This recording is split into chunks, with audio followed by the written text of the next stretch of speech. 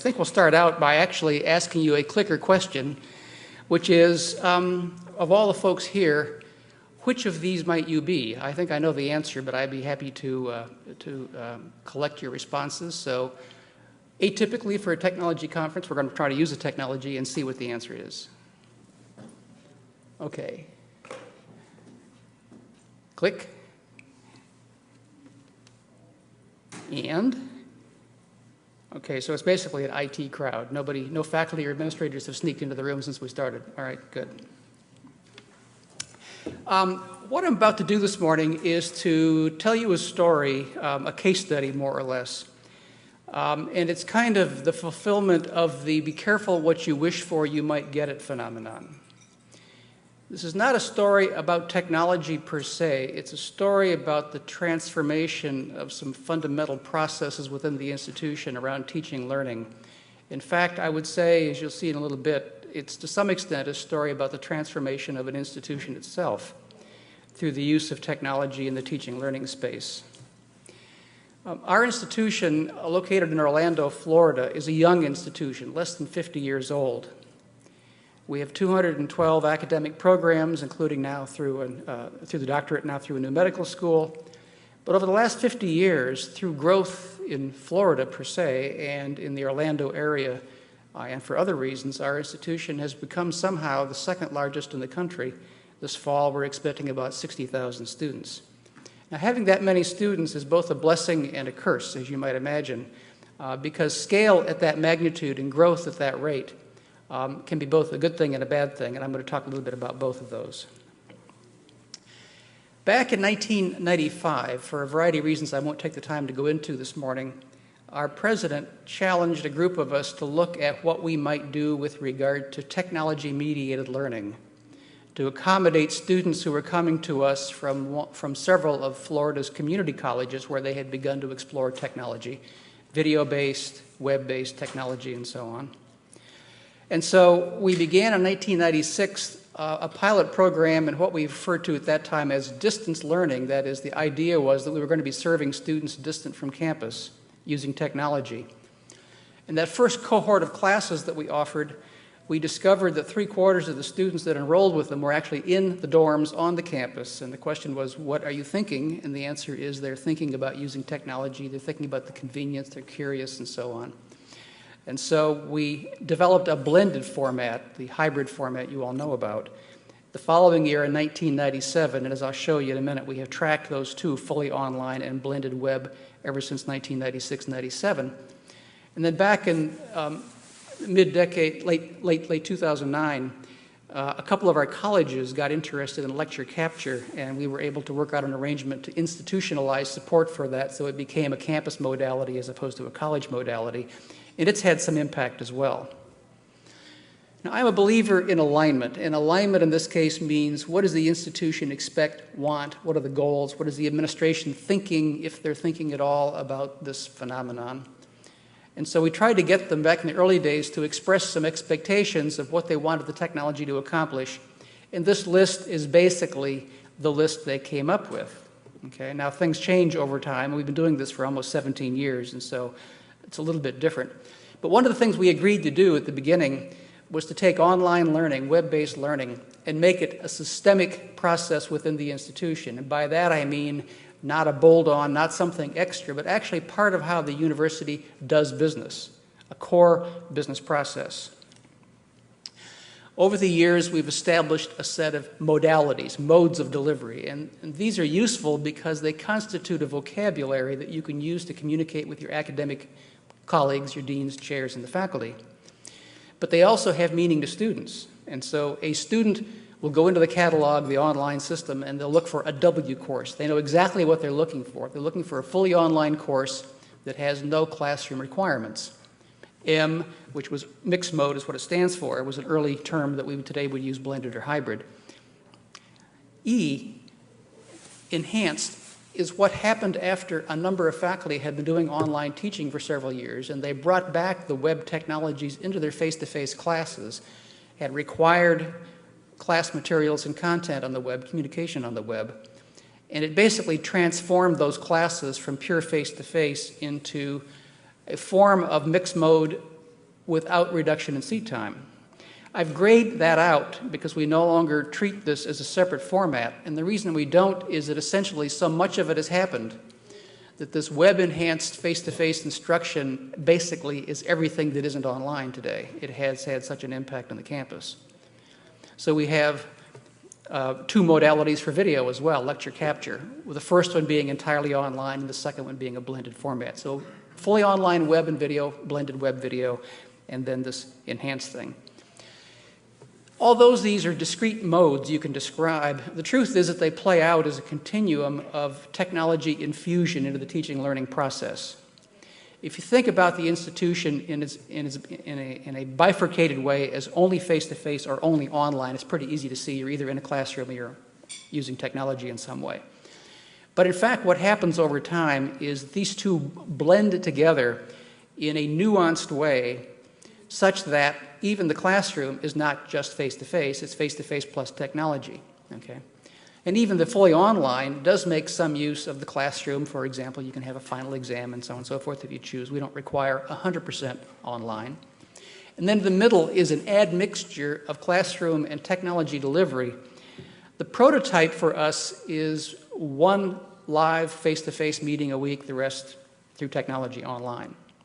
In fact, what faculty will do is they'll play around with that, and they'll say, well, we'll meet face-to-face for a while, you'll get to know each other, then we'll go online. Or they'll say, this particular content I can teach effectively online, this other content I want to do face-to-face, or I have an exam I want to give in the classroom, and so on and so forth. And so they'll hopscotch around the schedule. If they do it in a predictable way when the live class face-to-face meeting is scheduled, it's possible to accumulate the unused classroom time. So the traditional 9 o'clock Monday, Wednesday, and Friday, you could have one section on Monday face-to-face, a second one Wednesday, a third Friday, and get about 67% increase in your classroom utilization. And for a rapidly growing institution, that was certainly a motivation. So what happens if we build it? This is what we deliver today in terms of online programs, okay? Quite a few. But what actually is, this is sort of the tip of a very large iceberg. And if you look at the bottom and you see there's about 3,000 courses, that's a lot more courses than are necessary to make up this many academic programs. And in fact, that's what's going on, is that there are many, many courses that are delivered through technology that are not yet part of academic programs or certificates that are declared fully online. And students are taking these courses, and those courses are contributing to enrollments and credit hours. So what happens if you do this is a picture of what the course offerings have looked like since 1996. Very modest beginning, but what you see is not just the amount of growth, but the rapidity of growth. And during the middle section of this, the top line is fully online, the greener on the bottom is blended web only. Is that the rate of change of this is actually an interesting phenomenon. And I'm guessing that if any of your institutions are engaged heavily in online learning, that you will find a similar growth rate, 3, 5, 7, maybe even 10 times the growth rate in terms of student adoption of this mode of delivery compared to the traditional face-to-face class sections.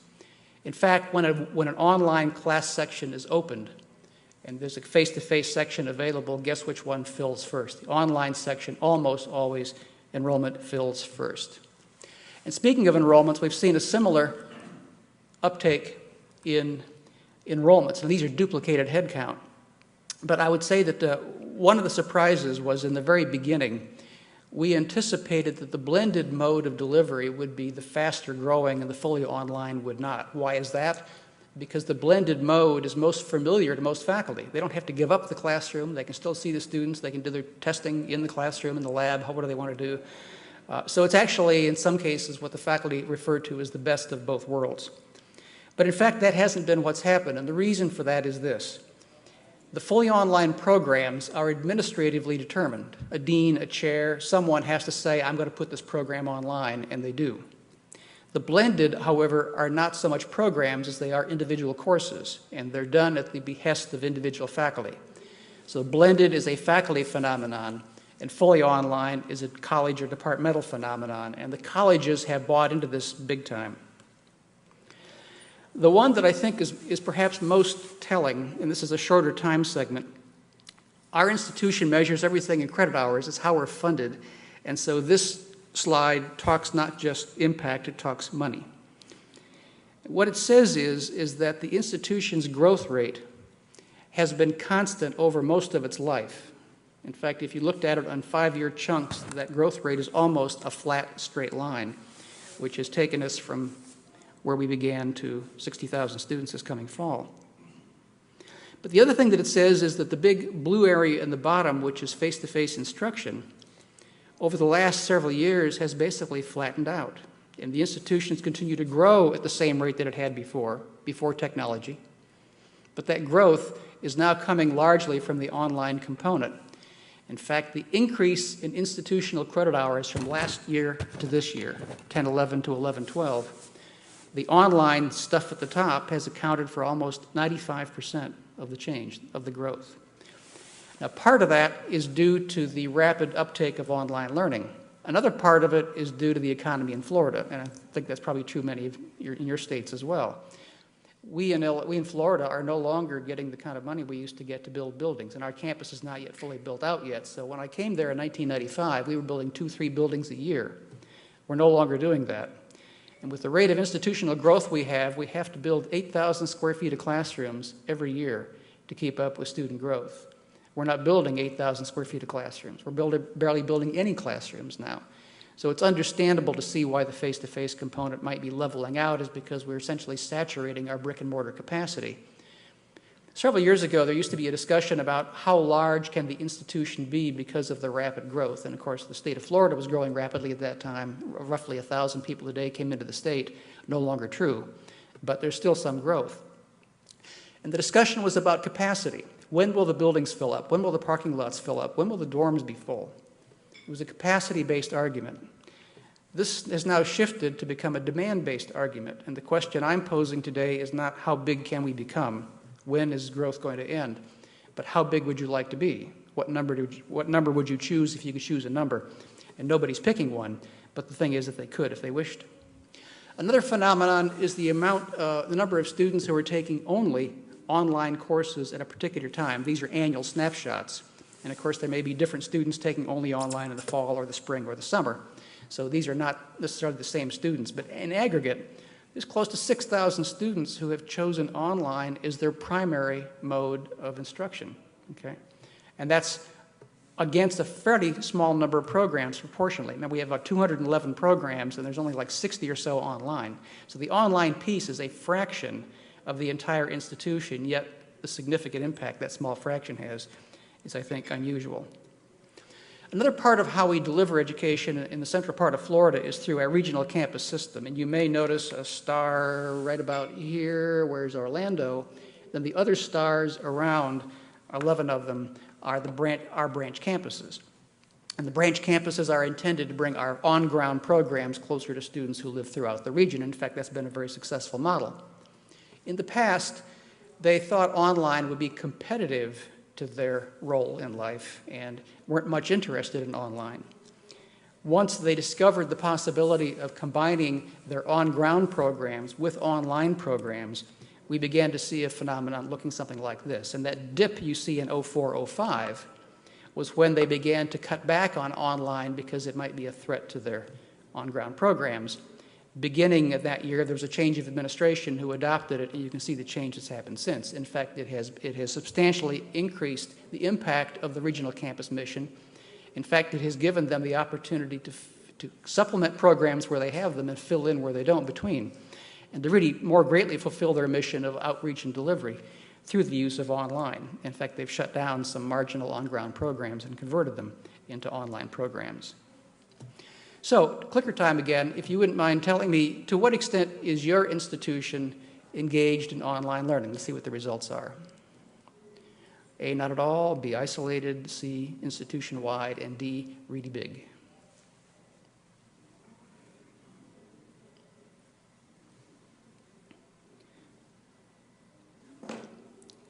And the results.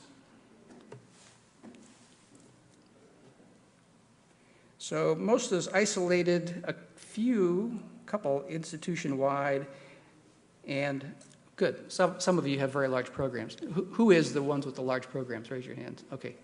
Everybody, the large programs are in the back of the room. Okay, good. So one of the questions you might ask is, okay, we see the growth, we can understand the numbers. What is the meaning of those numbers in terms of student life and the student experience? And we have the good fortune to have a research unit who has studied questions like this for about 17 years. And we have some answers to share. The first is what students will tell you when they are asked, why do you choose online as an option? And it turns out there's really only one answer. It's convenience, it's flexibility, and it's something about the control of their academic life through scheduling. Now, some of that red scheduling part of the pie may be it's only available in an online format. But there isn't that much that's only online. Students do have choices. In fact, sometimes they have 3 or 4 choices. They have face-to-face, they may have a blended choice, they may have a fully online choice, they may have a video choice, they may have a location choice, and they make those choices dynamically on a course-by-course, semester-by-semester basis where those exist. But basically, the blue and the red parts of this pie combine to say that students make the decision about going online primarily as a means of gaining control and convenience over their academic life. And we measure student satisfaction and faculty satisfaction too, and faculty satisfaction is not always an oxymoron. But in case of students, students have traditionally said they are very satisfied with the online experience. How many of you have read the EDUCAUSE Students in IT series of studies they published over the years? There have been 4 or 5 of those. In fact, I'm guessing many of you participated in them. And one of the things that it says is that students like online learning. They like course management systems. They like the things they can do in the online environment. It's been one of the consistent findings of that study, whereas students are less cracked up about technology in the classroom and so on and so forth. The online environment is one that they consistently say. So here's a question. What does student satisfaction really mean? Okay, the fact they say I'm happy, what does it mean to be happy as a student?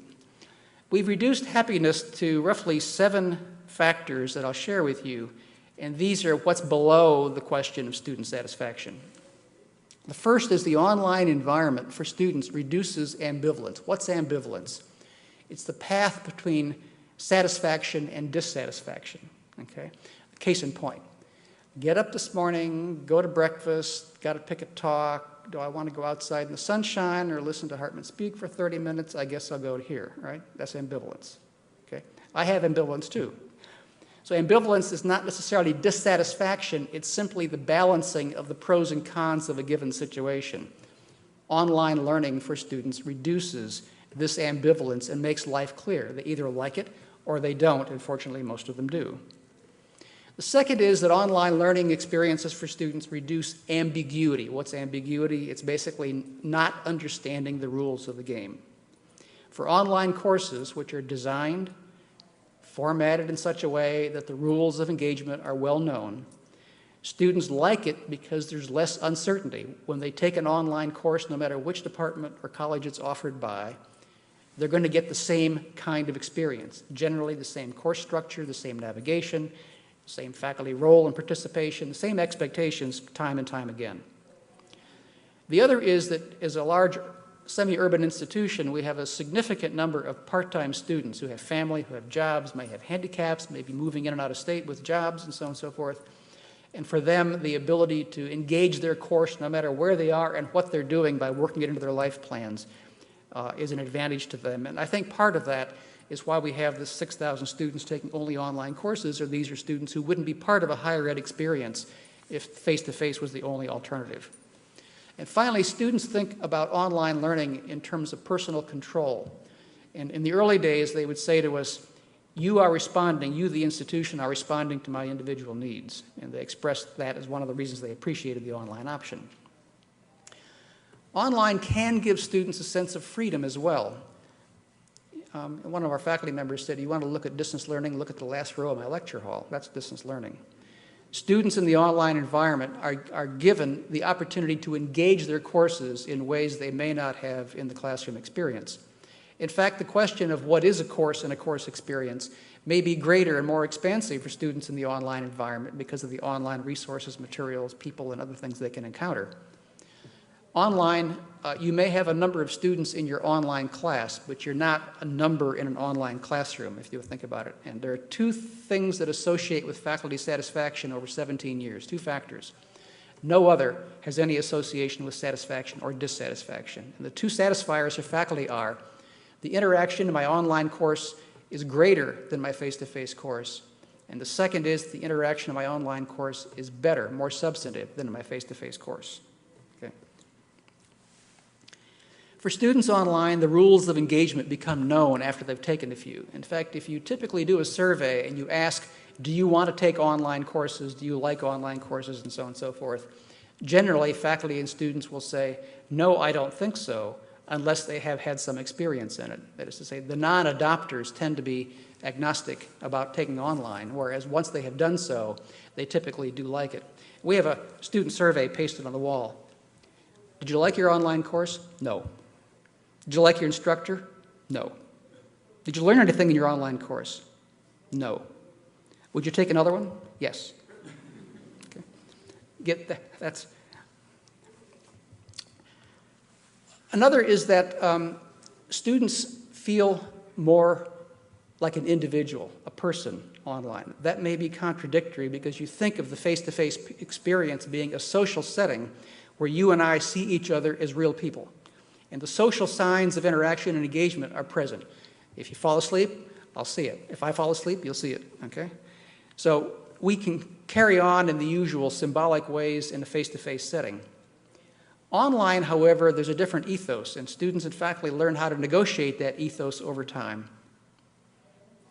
And students then pick up on that. And if you think about it, it's partly where they live anyway. I mean, Facebook and all the social environments they're used to. I mean, there are students with more friends than they can log into their Facebook account, right? They haven't met them, but they're friends. And that sense of shared involvement, online involvement, communication, interaction. In a classroom, there are typically only a few modes of interaction. Strong faculty to student, weak student to student, hopefully strong student to content. In the online environment, it's weaker faculty to student, stronger student to student, stronger student to content, and the other one of student to outside resources where the world is open to them on the internet.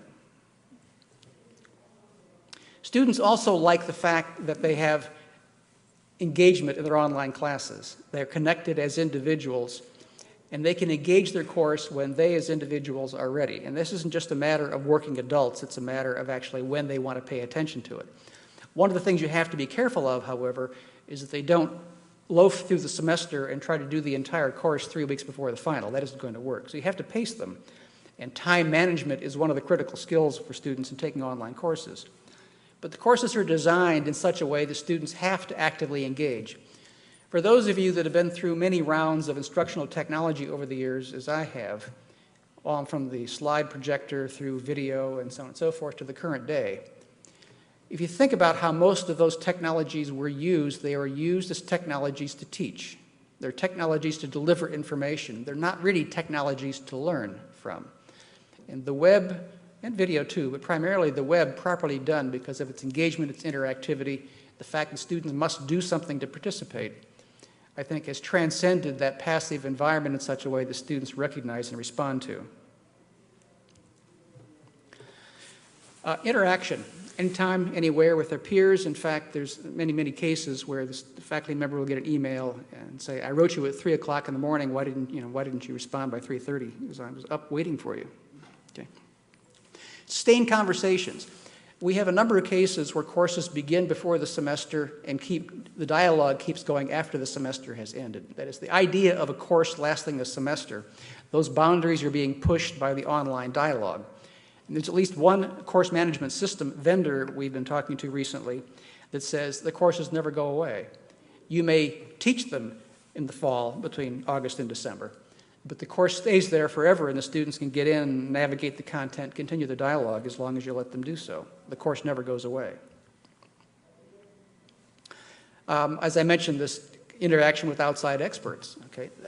There's a business faculty member who says every time the online version of Business Week comes out, he'd better look at it that morning because he knows the students will come to class having read it and are going to pepper him with questions about things that are in that issue. And finally, the bottom one is essentially a description of information literacy, information fluency. the ability to discover a need for information, find it, evaluate it, make appropriate selections, and use that information. We're using the online environment, in fact, as a tool to support the university's Information Fluency Initiative, which we're carrying out over a 10-year period as part of our Southern Association of Colleges and Schools Quality Enhancement Plan, QEP. It's all based on giving students the ability to be citizens of the 21st century information age and to combine information fluency, technology fluency with critical thinking in their selected discipline. Another is that students are given opportunities online, I think, to do more and to be more creative, to be more empowered to learn, and to take the course that they've got and do more with it. And that may be more a factor of how the course is manufactured and taught by the faculty than the students. But the students have a lot of flexibility and freedom. And the fact that the course goes on in the internet, where they spend much of their life anyway, means the boundaries between what is the course and what is the internet world of information is essentially a non-existent question for most students. And then finally, students do like to use technology. In fact, most students, I think at our institution and yours too, expect everything in their lives to be online and free, by the way. And this is an opportunity to bring education to where students spend the majority of their lives. It fits in with their digital lifestyle. Any of you who have read much about the digital natives or the net generation, clearly this is where students are spending a great deal of their time. And more recently, online learning has come to the mobile devices, and now they can use their iPhones and their iPads and their Android devices and so on and so forth, as can the faculty, to more fully engage in their online courses. And the course can go with them anytime, anywhere. You could be sitting in a room like this teaching your course or learning from your course. In fact, some of you may be doing that right now. As a measure of student affect, then, the question is, how does satisfaction express itself? And one way is that at the end of each course, every student is expected to rate the course in terms of its 16 characteristics, one of which is excellent. Okay? That's the ultimate goal of every faculty member, is to get an excellent rating from other students in the course. There was a buzz in Faculty Senate that said, if I teach online, I'm going to be at risk. If I mess up, I'll be penalized. If there's a technology glitch, I'll be penalized. So online learning is putting my tenure and promotion at risk. What are we going to do about that? So what we did is we engaged our data mining program, and we did 2 studies. The first was to take every single end-of-course evaluation over 5 years, 1.2 million of them, and then a second study of almost 700,000 of them. And here's what we found. These are the modes of instruction the students rate excellent from top to bottom. The face-to-face gold standard isn't the gold standard for students. Blended is, and it always has been. In fact, the student learning outcomes in blended courses have always been better than in either face-to-face or fully online courses. Okay? So you've got blended and fully online. The 2 web modalities have for 17 years been rated by students as excellent more often than their equivalent face-to-face classes. Why might that be? It has to do not with the fact that it's technology, it has to do with the fact that it's an effective learning environment for them. And all those reasons I gave you just a few moments ago play out in that environment, and students see that as quality. Okay? The other is that we have a rigorous faculty development program, and faculty must go through that program in order to teach. They work with instructional designers, and so well-designed, well-prepared, well-delivered education ought to be seen as better than education which simply happens in the classroom, as effective as it may be. So how to keep pace with that growth? Just a word about our organizational structure. I'm not so much of a fan of org charts, but there's a message here which says that the components necessary to support an online environment happened to have been within our org structure. I have library, I have all the computing, networking, and so on and so forth. The instructional resources is media services, and they do all the classroom technology, and they also support the lecture capture. And then the Center for Distributed Learning, which is where all the resources are that deal with the online program. A second is that we've set up a systemic approach for it. The statistics I gave you, the numbers are aggregate, but in fact, with our 11 colleges, there are 11 separate strategies for online learning. And what we try to do is to have each of the colleges adopt its own strategy and then weave them together through this internal, central, systemic approach. So everything, I hope you can read it there, faculty planning, faculty development, course design, course production, technical support, and assessment. is part of a continuous cycle of services that we provide centrally to fulfill the administration's goals that I shared with you earlier, to get the faculty to buy in and cooperate, and to keep it all running with a high quality and with expandability. So we offer faculty development 3 times a year, and the faculty are selected by the colleges. We meet with every dean every semester and have a planning meeting about their online programs. We share data with them. We talk about fully online and blended, whatever they may want to do. So there's an ongoing dialogue with each of the colleges at the academic level about their aspirations using online learning to carry out college goals. We have a dozen colleges. 8 of them generate 25% or more of their credit hours online. 4 of those generate 50% or more of the entire college's credit hours online. So they're in up to here with online. We have about 1,300 faculty. And over the 17 years of this engagement, we have had 1,300 and some faculty go through faculty development. That's more than are currently employed at the university, which means that some of these have gone through and gone on to other jobs. But the percentage of our faculty who have had this fundamental, deep faculty development program is very significant, approaching 90% of our entire faculty. And it can be said that online learning has had an impact on teaching and learning across the institution, in and out of the classroom. The faculty development program is delivered in 80 hours over 8 weeks, and it's a combination of labs, open sessions, online activity. The faculty go through as students in a blended course, and the instruction designers go through as the teachers, which gives the faculty an opportunity to experience what students will be like, how their students will be like when they teach the course eventually, and it's been pretty successful. We also have a team that actually builds the courses for the faculty. We develop about 90 some a year of these, well, close to 100 a year with that many faculty going through. And it's a full service to self-service operation. If the faculty are highly competent technically or have been through all this before, they want to build their course, we'll let them do so. If they don't want to touch a keyboard or a mouse, we'll build it for them. So it's a matter of, the faculty can't say, I don't have the time to do it, because whatever it takes, we will do for them and with them. The faculty members are paired with an instructional designer all the way through, and that relationship lasts forever, basically, until either of them leave. We employ a group of students who, with supervision from staff, actually do the coding, the HTML coding in the course management system. And we have a graphics team and a video team and a software team and so on and so forth that builds different learning objects to go into the courses as may be required by the faculty. On the IT side, we support the platform on our campus. And because of the rapid growth of this and the fact that we must maintain as close as we can to 5 nines uptime and robust performance even during final exams, which can be a challenge with the quality of some of the software that we end up dealing with, to be honest.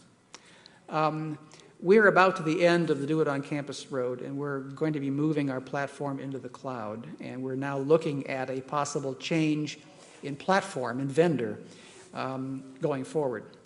Another challenge is that these systems accumulate a significant amount of data. Our current course database is about 5 terabytes, which goes up by about 1.5 terabytes to 2 terabytes a year ad infinitum, and that's another challenge of keeping up with the data storage and backup. Networking is not so much of a problem, and the reason is that we got to supply bandwidth for the servers to get to the internet, but most of the students access it from off campus, and so their activity is not a draw on the campus network. And then finally, we, like most of you, have spent a great deal of time trying to integrate the learning management system with our business systems to get students and people into the course to get grades back and so on and so forth, all of which is a continuous effort. The library has also reached out to online. They have a section of the library website featuring resources for online students and faculty. In fact, they've even provided what they call embedded librarians who work with the faculty and participate in the course to help the students guide them to find the right kinds of electronic and online materials they may need for the course being studied.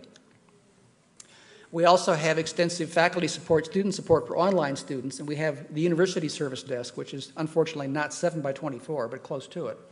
And we have a second desk specific to online learning because the people at that desk can get inside the courses, look around, and make adjustments that are not so much technology but related to teaching and learning. And these 2 websites I would offer you an opportunity to look at and use. It's basically teachorlearn.ucf.edu. The teach is resources for faculty, the learn being resources for students online. And this is where we put a lot of our self-help material and refer people to it. Another one is that you really want to know how this works. In particular, in the beginning, you go through a series of stages. The first is prove that it works, right? Prove this stuff is as good as the classroom, face-to-face teaching. Now, any of you that have studied educational theory may wonder why face-to-face teaching has been the gold standard. But the truth is that's what people know, it's what they've done for hundreds of years, and it's the basis of which all these things get compared. So we do those comparisons. We've collected data over the years, though, in terms of both quantitative and qualitative data, and are in the position of answering almost any question that people come along with. So in the beginning, you have to say, does it work? Then you move on to how do you make it work? And then you move on to how do you make it work better? And then finally, you can engage faculty themselves in research about their online courses and teaching, and engage them in the scholarship of teaching and learning around this activity, which makes it, in fact, an act of scholarship, not just an act of teaching. In terms of institutional impact, there are many things that have happened, and I think you have a sense of the size and scale of this, which has allowed the institution to continue to grow, to provide access, and as a public university, access is one of our missions, in an era of reduced financing and construction. And I will say that I hear a lot of people talk these days, and no wonder why, about let's do online to see if we can make some money. And it's true that online learning can generate a positive cash flow, but making money is probably one of the worst reasons to begin an online initiative, because you make decisions for things that have very little to do with teaching and learning, and sooner or later the faculty figure that out. So my view is that financial success is a byproduct of academic success, but the converse isn't necessarily always true. And we've seen a significant impact on the quality of teaching and learning as a result of faculty being engaged in deep faculty development, partnering with instruction designers, and access to media producers. And then finally, I would also say that many of the institutions that an institution like ours might regard as competitors, I won't name any names, but you can think of who they might be, are engaged in online delivery, and the fact that we have a robust online program gives us at least some form of competitive advantage that has allowed us to maintain, if you think about it, as market share within our region. So I'll end my comments with a few websites. I'll leave these up if you want to look at them. This is our Center for Distributed Learning, information about the online programs, and you're certainly welcome to use or borrow anything you find there. And if we have a few minutes left, I'll be happy to carry on a dialogue with you, answer any questions if anybody has any. Yes? One thing you covered a lot of good stuff, and I appreciate the presentation. One thing I didn't see there, do you have any demographic information about the average ages of the students that are taking on? Yes, the question was, do I have demographic information? What I'm going to show you here is a website, a live website called the Executive Information System that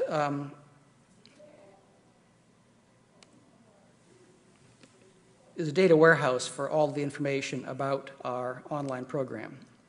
And let's see, I think the bottom here may give you, let's see if I got the right page here.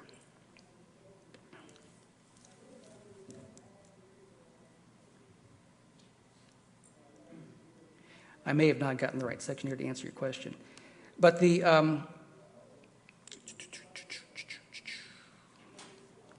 let's see if I can find it here. We do have data. We know, for example, that there are more females than males involved. We do know that the average age of our online students is 27. We do know that ethnic minorities participate online at the same rate they do in on-ground instruction, and they succeed at the same rates. That is to say, no demographic segment is at risk through the online environment. And so this website is, in fact, a thing that our staff built that accumulates all the data about online learning, and it's a 17-year picture of the entire online learning environment. And we can go to this site and basically look at almost any aspect of the online environment in a quantitative sense. This is a picture of what the spring looks like. The labels are probably too small to read, but it basically gives the modality distribution. And then if I want to look at what the individual colleges are doing, for example, I can click over and So let's take a look at,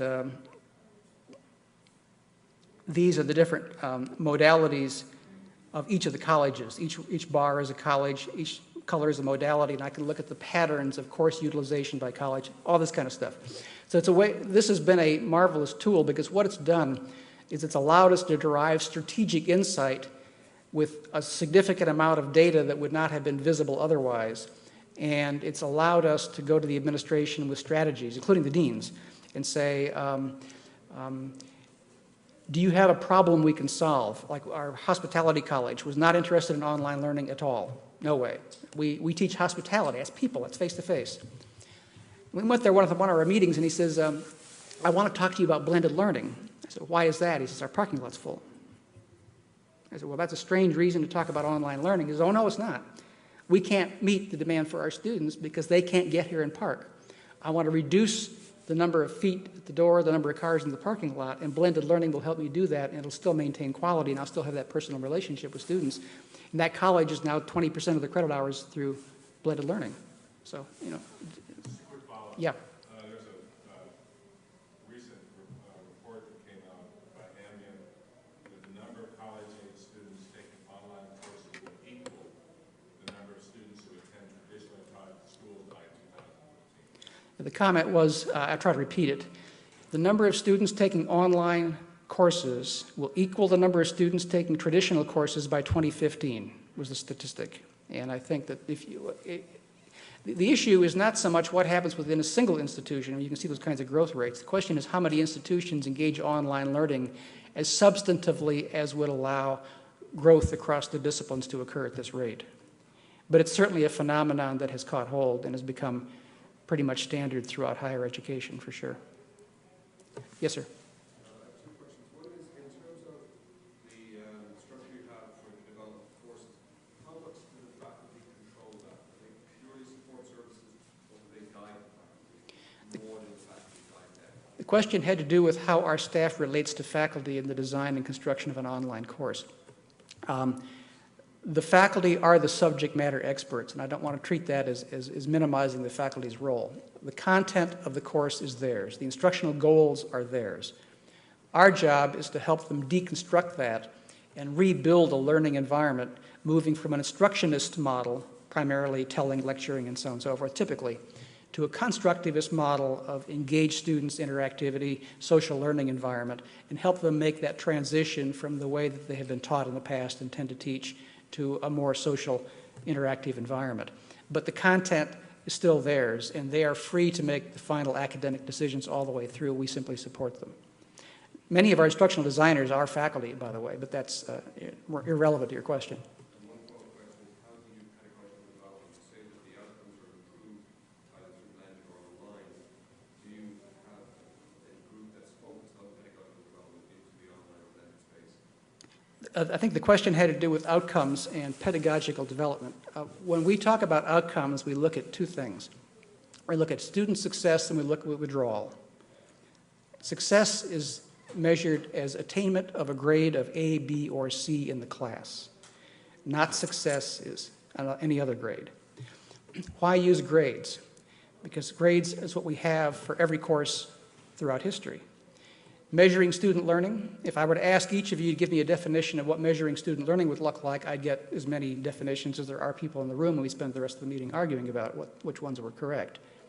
So grades is not a perfect measure of learning by any means, but it does give you bases of comparisons between different experiences and outcomes, and when you've got the faculty members teaching the face-to-face and the online and the blended, and you look at the success rates of students in those environments, you can at least answer the question, are we doing any harm?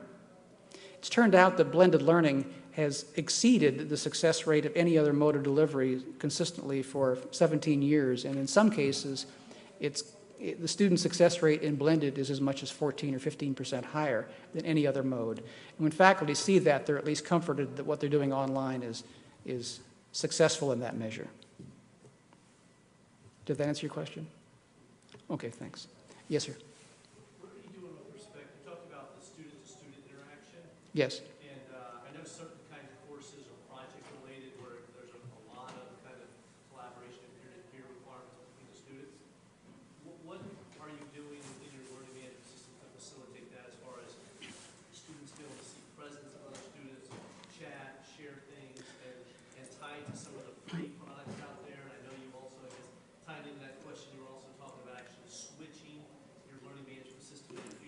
the question had to do with how we foster and support student interaction, and the primary method is through electronic mail and chat, as say these threaded discussion groups in the online course platform.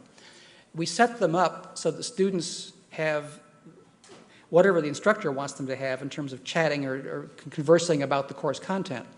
And we also set up some side rooms for the students to communicate with each other with the faculty members not present, so they can carry on their own dialogue about the course with the faculty member not observing it. And that gives them the freedom to use that platform in a way like they would a social website.